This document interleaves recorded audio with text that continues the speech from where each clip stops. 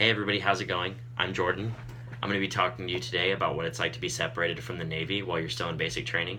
There are a lot of YouTubers out there who put out a lot of good information about life in the Navy, what certain jobs are like in the Navy, what it's like after the Navy. People like Nikki MGTV, JT Suits, people like that are great resources.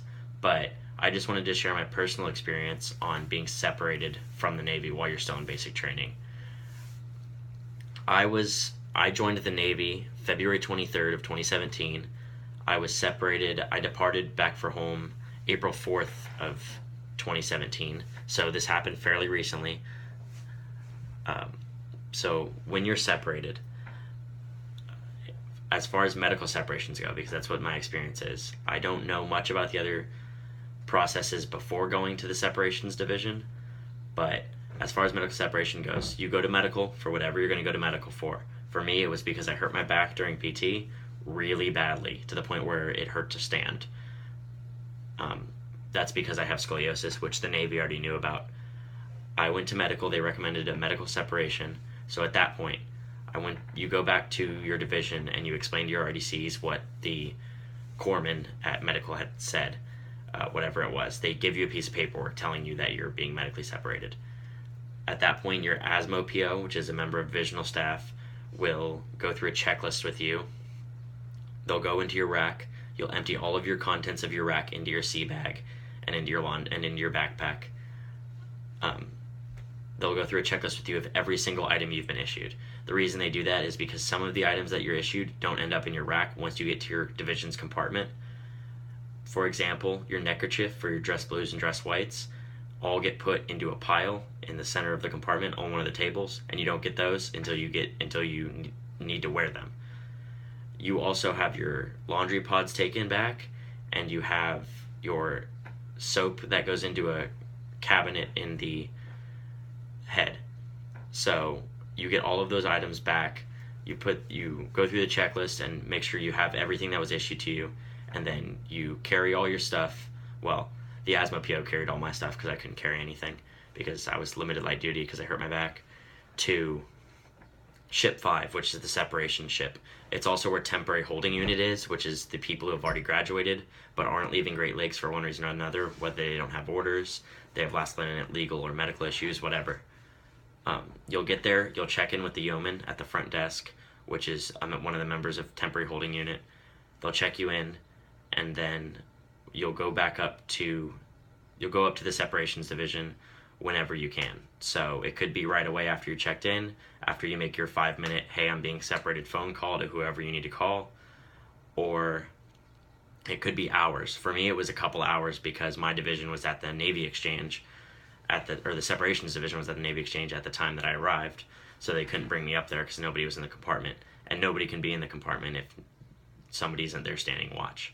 So you go up to the compartment, and then one of the members of divisional staff, known as the uniform petty officer, goes through all your contents of your sea bag and everything with you again, and take everything that you're not allowed to have while you're in separations.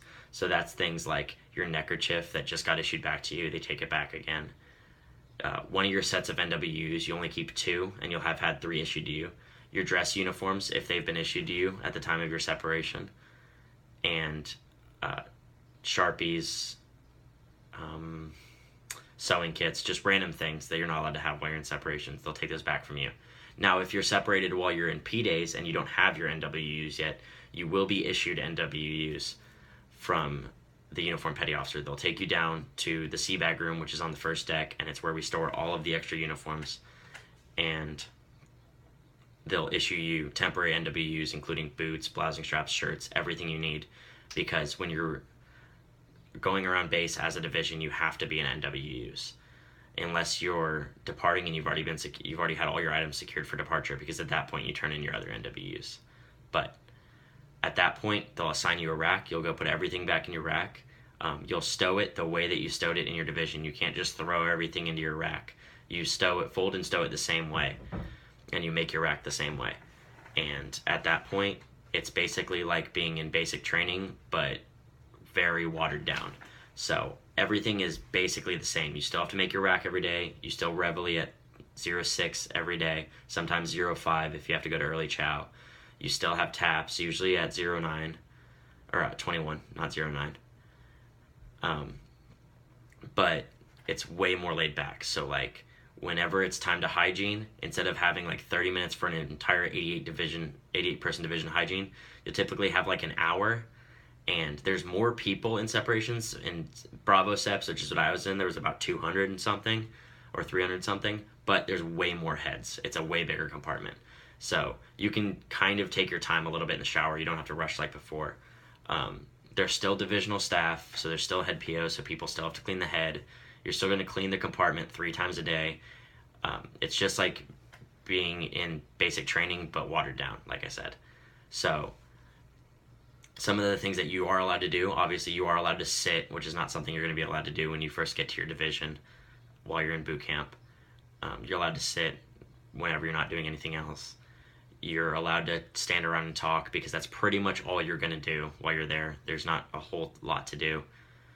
While you're on downtime, referred to as carrying on, while you're in separations, you'll be allowed to watch movies. There's TVs, there's movies, there's couches. You can chill out and watch TV, write letters. You'll still be able to write letters and everything like that. The business day after you arrive at SEPS. So let's say you arrive on Tuesday, the next day on Wednesday, or if you arrive on Friday, on Monday, you're going to want to go to what's known as in-dock brief. So at that point, they're going to explain to you what the process of separations is, what your options are for when you leave the Navy, and they're going to explain to you the different RE codes, but you're not going to know your RE code yet. And then you'll get a form that's stating, hey, this is so-and-so, I'm being separated, this is my new address where you can mail letters, and you're going to mail that home. So that way, because whenever somebody writes you letters to your division, you're not going to get them anymore.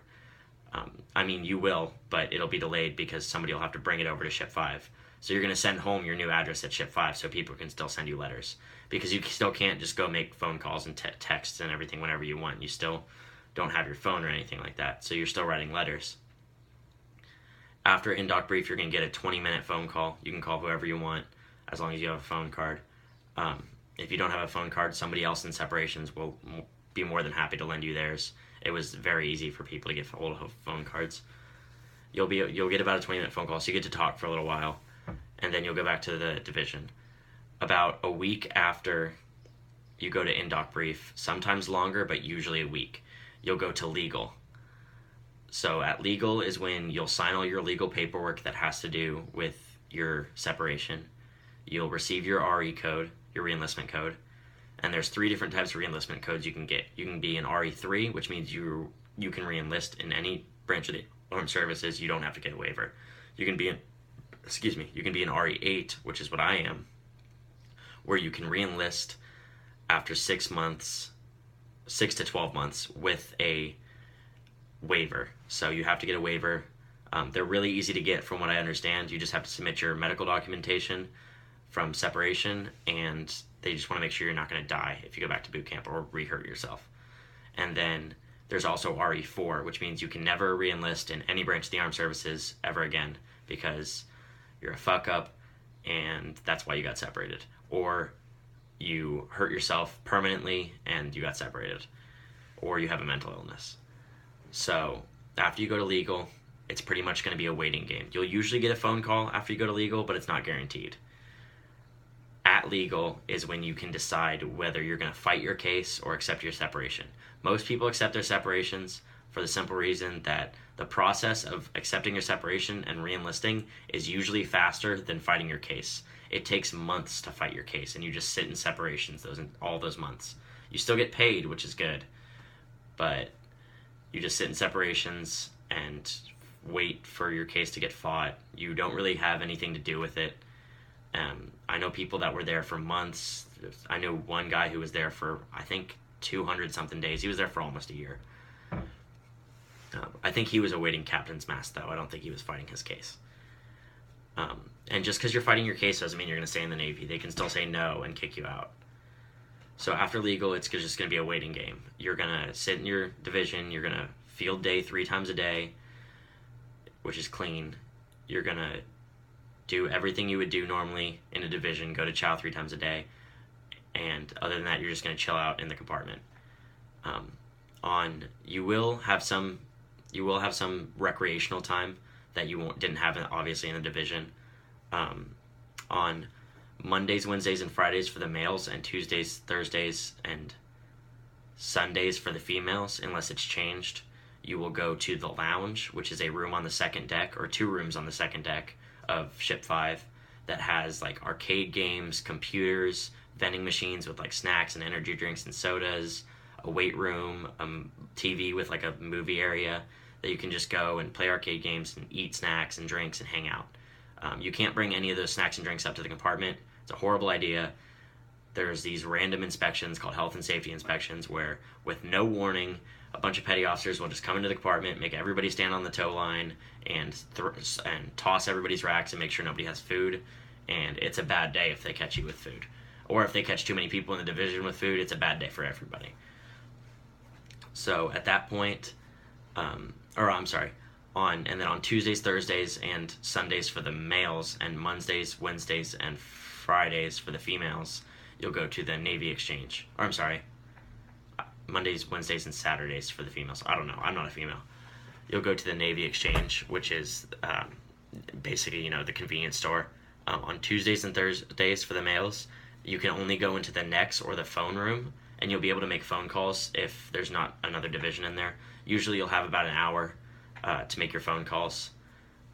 You can go into the Nex and buy hygiene supplies.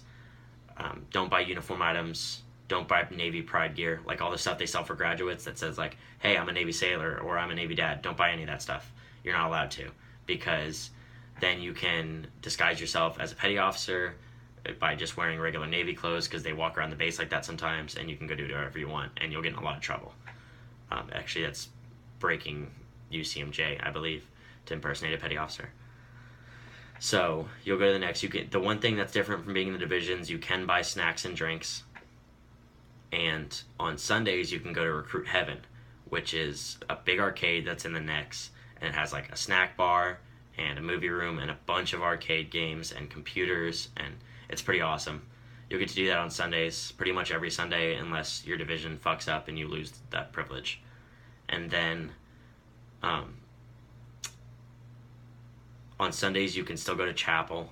You can still do all the same thing. You still have holiday routines, so you can still pretty much hygiene whenever you want throughout the morning instead of having a certain time to hygiene, which you can still only do that on Sundays. You can still pretty much be in whatever uniform you want during holiday routine instead of being in the uniform of the day, unless otherwise told. You will be allowed to change into PT gear if you're going down to the lounge any day, because there's workout machines down there, so you're allowed to change to PT gear before you go down there. But on Sundays, you can still go to chapel. You can still go to whatever chapel service you want. While I was in separations, I went to chapel every Sunday, and I played saxophone in the chapel worship band because it passes the time. But like I said, after you go to legal, it's pretty much just a waiting game. So I recommend going to chapel, enjoying yourself in the lounge, doing whatever you need to do. Get a divisional staff job, because it helps pass the time, because you always have something to do. Because you can be, from the time you go to legal to the time that your paperwork gets signed by the commanding officer of Recruit Training Command, or it can be a week, or it can be a month. You never know. For me, it was only 6 days between the time that the captain signed my paperwork and I went to legal, because I was lucky. But I still got a divisional staff job to pass the time. I was a uniform petty officer. I explained their job before. I was actually a damage control petty officer, so I fixed things, and then I became a uniform petty officer. But get a divisional staff job. They still have all the same divisional staff jobs you have in your division. You still have RPOC, AROC, MA, several yeomen. Actually, there's several MAs, and then there's one head MA. And then you'll be able to pass the time a lot quicker. But once you go to legal, and then eventually your paperwork's going to get signed by the commanding officer, and he's going to say, I approve of this separation, everything's in order. He sends it up to the commanding officer, or the commander of Naval Service Training Command, usually a Rear Admiral. Right now it's, I think, Rear Admiral Evans. And then from that point, the day he signs your paperwork, you will depart 7 days after that. So if he signs your paperwork on Friday, you'll leave on Friday. If he signs your paperwork on Monday, you'll leave on Monday. The good thing about him signing your paperwork on Monday, so my paperwork was signed on Monday. I was lucky. The day before you depart, you'll go to departure brief, which is when you'll receive your plane or bus ticket. You'll receive your DD-214, all of the copies of them, and you'll sign your DD-214, and you'll receive all your orders for going home, and you'll be briefed on the process. That happens the day before you depart, or the business day before you depart. And so if you leave on Monday, it happens on Friday. So you get that phone call on Sunday when you go to the next. You can call and be like, hey, I'm coming on Monday, but you had also called on Friday, because you get to call after your departure brief to tell them you're coming home. So it makes it really easy, because it gives them a couple days to like make plans to come get you at the airport or the bus station or whatever. Now going back to that, sometimes you will fly, because everybody flew to RTC pretty much, except unless you live in Chicago. But not everybody flies going home when you're being separated. Some people get a bus. It just depends on what's cheapest for the military to do. So if you're like me and I lived within an hour of the airport and I flew out from the airport that's right by my house, I got to fly home. Also, because I lived in Texas and basic training is in Chicago, you can do the math there. But if you live within 2 or 3 states of RTC, you're probably going to get a bus home. You're probably not going to fly, so it's going to be a long one. And when I say a bus, I mean like they're going to give you a Greyhound bus ticket and you're going to sit on a Greyhound bus for like a day. Now, that can still happen sometimes if you live in a really rural area, even if you're really far away. There was a guy who was in separations with me who left before me, who also lives in Texas, but he's several hours from the nearest airport, and he got a bus, and he was on that bus for about 2 days before he got home. So that can happen, fair warning. But other than that, that's pretty much the process of separations. It's just basically sitting around waiting. Advice for you: go to chapel, get a divisional job, do something like that to pass the time, make friends in separations, because it's pretty much like jail, but you don't get visitors. So it's really good to have friends, otherwise you're going to go crazy. Take advantage of, being able to watch TV and things like that, and don't lose it. So keep your compartment clean, don't do anything stupid, don't get in trouble, and it's going to be a lot better for you. That's pretty much all I have on separations. If you like this video, give it a thumbs up, subscribe, hit that bell to let you know when I post more videos, whatever it's called. Let me know what you want to see in the future. I'm going to be doing probably some more videos, at least on the process of like joining the Navy, what P-days are like, because that's what I have experience in. I'm also going to be doing a lot of car stuff, because that's what I like to do. I just don't really have the content right now, because I don't have a car, or really go to car meets, because I just moved to somewhere that I don't know anything or about the area. But anyway, subscribe, like, thanks for watching. Have a good one.